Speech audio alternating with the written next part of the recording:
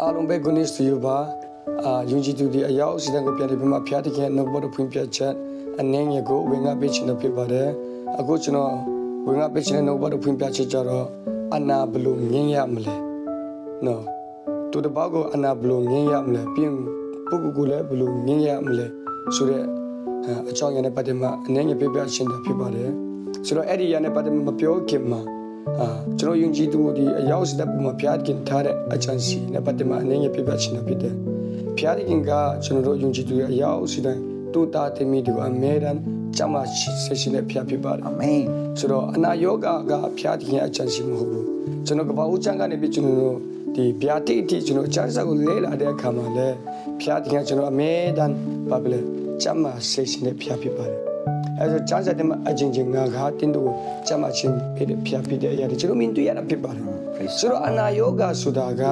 ဖျားခင်ကိုမယုံကြည်တော့တူတယ်နော်ဤကဒုပိတာဒီမယုံကြည်တော့တူဒီစီမှာပဲရောက်တဲ့လက္ခဏာတွေဖြစ်တယ်ဆိုတော့ကျွန်တော်ယုံကြည်သူတွေပါကြောင့်အနာယောဂဒီကိုခံစားရတဲ့အရာကြတော့ကျွန်တော်ကဖျားခင်ရဲ့နှုတ်ကပတ်တော်နဲ့အညီအသက်မရှိလို့အနာယောဂတွေဖြစ်ကြတာဖြစ်ပါတယ်ဆိုတော့ဒီညဒီနှုတ်ကပတ်တော်ကြားတဲ့လူတွေအရောက်ရှိတယ်မချမ်းမာတဲ့သူတွေလည်းဒီဖွင့်ပြချက်အားဖြင့်လူမျိုးပါစေချမ်းမာပါစေလို့ဒီညနေပဲယေရှုတော်ဆိုတော့ကောင်းကြီးပေးပါတယ်ကျွန်တော်တို့ပြောနေပြီဆိုရင်အေဇာယာ53အခန်းကြီး9ထဲမှာလည်းအေဇာယာ prophet ပြုထားတဲ့အရာကဘာဖြစ်လဲကျွန်တော်ရဲ့ဒီအဖြစ်တွေနဲ့အနာယောဂတဲ့အားလုံးယူဆောင်တော်ပြီးသူကဘာဖြစ်လဲတန်ချက်ရခံရမှာဖြစ်တဲ့အရာ prophet ပြုထားတဲ့အရာကျွန်တော်တို့ပြန်နေပြီးမှဒီတစ်ပဲအခန်းကြီးနဲ့အခန်းကြီး24ထဲမှာပြန်ဖတ်တဲ့အခါမှာလည်းဘာဖြစ်လဲသူ့ရဲ့တန်ချက်အားဖြင့်ကျွန်တော်ဟာကျမချင်းရရှိတဲ့သူတွေဖြစ်ပါတယ်အာမင်ကီလာအုံဂရာထလီဖရာအဆွန်ဒလာဆိုတော့ကျွန်တော်တိတာဘုကဖျားရဲ့အချမ်းစီဟာအမေတန်းကျွန်တော်ကိုဘာဖြစ်လဲချမ်းသာစေရှင်ဖြစ်ပါတယ်အဲ့ဒါကျွန်တော်တို့အနာယောဂခံစားနေပြီဆိုရင်နော်အမျိုးမျိုးခံစားနေပြီဆိုဖျားရဲ့အလိုတော်နဲ့မြင်ရလို့ဖြစ်ပါတယ်အဲ့ကျွန်တော်လူမြရမှာဖြစ်ပါတယ်ဆိုတော့ကျွန်တော်တို့ဘာလို့ဖြစ်နော်သူတို့ဘာလို့လဲဘလို့ငင်းပေးရမလဲအနာဘလို့ငင်းပေးရမလဲပြင်ကိုကိုလည်းဘလို့ငင်းရမလဲဆိုတော့ဆရာဒီချက်တော့ကျွန်တော်ကိုဟိုမာကုအခန်းကြီး16အခန်းကြီးစက္ကွန်တဲမှာဒီချက်တော့ဖတ်ပြပါမာကုအခန်းကြီးရှင်မာကုခရစ်ဝင်အခန်းကြီး16အခန်းငယ်စက္ကွန်ဟုတ်ကဲ့ယုံကြည်တော်သူ၌ဖြစ်အပ်သောနမလိခဏဟုမူကားဆိုတော့ဒီထဲမှာဆီယာမပြောဘူးနံပါတ်1ချက်နော်တင်းတို့မ prophet မပြောဘူးတင်းတို့မပြောဘူးအင်္ဂလိပ်ဆရာမပြောဘူးဘာပြောလဲယုံကြည်တော်သူအားလုံးပေါ်ကျွန်တော်ကယေရှုခရစ်တော်ဖျားကိုယုံကြည်တော်သူတွေအားလုံးပေါ်မှာဖြစ်မဲ့လက်မဲ့နဲ့ကလာပါလေရှင်နမလိခဏဟုမူကားငါ၏နာမကိုအမိပြု၍နတ်ဆိုးတို့ကိုနေထုတ်ကြလတာဆိုတော့ငါရဲ့အမိကိုအမိပြု၍ငါရဲ့နာမကိုအမိပြု၍ဆိုတာကဘာလဲယေရှုရဲ့နာမဖြစ်တယ် praise the lord ဆိုတော့အခုကျွန်တော်လည်းလူတွေကိုဆူတောင်းပေးတဲ့အခါမှာကျွန်တော်ယေရှုရဲ့နာမပဲဖြစ်တယ်စာတန်ရဲ့နာမမတုံးဘူး praise the lord ယေရှုနော်လဘကတဲ့မှာအားလုံးအတွက်အတေခံပြမှာတကြိုခမှာ3ရက်မြောက်မှာပြန်မရှင်ပြန်ထမြောက်လာတဲ့အဲ့ဒီတခင်ယေရှုရဲ့နာမနဲ့ဖြစ်တယ်အာမင်ဟာလေလုယာဆိုတော့ငါ၏နာမကိုအမိပြု၍နတ်ဆိုးတို့ကိုနေထုတ်ကြလတာထူးခြားသောပါရစကားတို့ကိုပြောကြလတာဒီထဲမှာကျွန်တော်တို့ဖတ်တဲ့အခါမှာယေရှုကို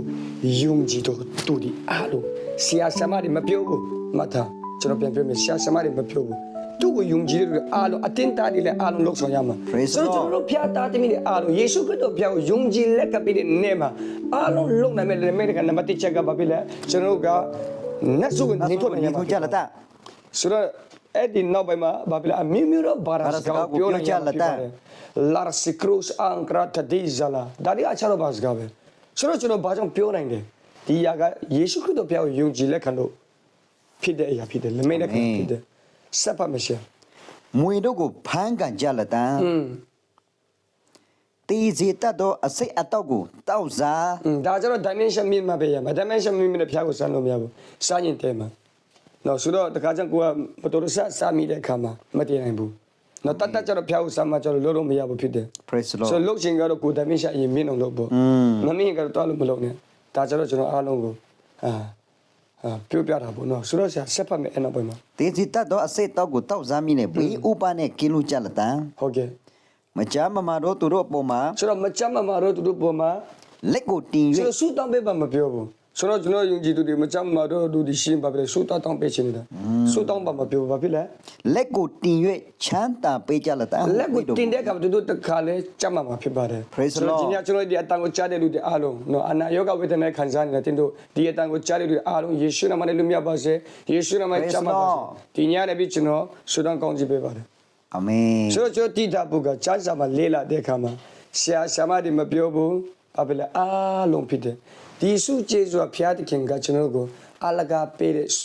ဘာဖြစ်လဲလက်ဆောင်ဖြစ်တယ် အာမင် ဆိုတော့ဒီအနိုင်ငင်းချင်းနဲ့ပတ်သက်လာပြီဆိုစုကျေးဇူးကကျွန်တော်အစစ်မင်းတဲ့အရာနောက်တစ်ခုရှိတယ်အဲ့ဒါဒီကဒကိုးနဲ့ပတ်သက်သုံးမျိုးရှိတယ်ဒီထဲမှာပြောထားတဲ့အရာကကျွန်တော်အခုနအာနာဖြစ်တဲ့ exosia ဖြစ်တယ် ယေဆိုစီယာ နော်ဆိုတော့တမန်တော်တိရှိတဲ့မှာပြောထားတဲ့အရာက dunamis ဖြစ်တယ် ဒိုနာမီ ပြီး epigais ဆိုရှိတယ်ဒါတမန်တော်ထဲမှာကျွန်တော်တို့ပြန်လည်မတမန်တော်တို့လှုပ်ဆောင်တဲ့အရာက epigais ဆိုဖြစ်တယ် Epigais အဲ့ဒီအရာကျတော့ကျွန်တော်တို့ကစုကျေစုလည်းဖြစ်တဲ့အရာလည်းရှိတယ်လို့တချို့ကျွန်တော်ဘုရားနဲ့ပူရင်းနှီးလာရင်ကျွန်တော် epigais ဆိုနဲ့တွားတဲ့တမန်တော်လေးရှိတာဖြစ်တယ် အာမင် ဆိုတော့ဒီညနေကျတော့ကျွန်တော်အားလုံးကိုအတိကပြောချင်တဲ့အရာကျတော့ဗာလဲဆိုဒီ epigais ဆို dynamics မဟုတ်ဘဲနဲ့အခုနာနာ exosia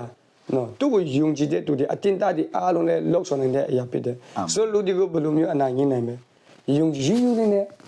ယုံကြည်ဖို့ဖြစ်တယ်ယေရှုခရစ်တော်ဘုရားကိုယုံကြည်လိုက်ဆိုလက်တွေ့လှုပ်ဆောင်လိုက်နော်မချမ်းမာတဲ့သူတွေပေါ်မှာအေးနော်သူငယ်ချင်းပြသူငယ်ချင်းအခုကျွန်တော်ဆူတောင်းပေးမယ်နော်ကျွန်တော်အခုလက်တင်တဲ့ကတင်တခါလေးချမ်းမာနိုင်မှာဖြစ်တယ် အာမင် ယုံကြည်ခြင်းထည့်ပေးလိုက်နောက်ကဘတ်တော့အဖြစ်အဲ့ဒီနောက်ပိုင်းမှာလက်တင်ပေးလိုက်အဲ့ဒါကအခုစမ်းကြည့်လိုက်ကိုယ်လက်တွေ့လုံးချစ်ချင်းဘာဖြစ်လဲသူလည်းချမ်းမာမှာဖြစ်ပါ အာမင် အဒီကကျကိုကိုယ်တိုင်လည်းလက်တွေ့လို့ဖို့အရေးကြီးတယ်ဒီနေ့ကယုံကြည်သူတွေအများကလက်တွေ့မလုပ်တာ မလို့တော့တာ တော့ချမ်းသာဆိုတာလက်တွေ့လုပ်ရတာဖြစ်တယ်ဟာလေလုယာ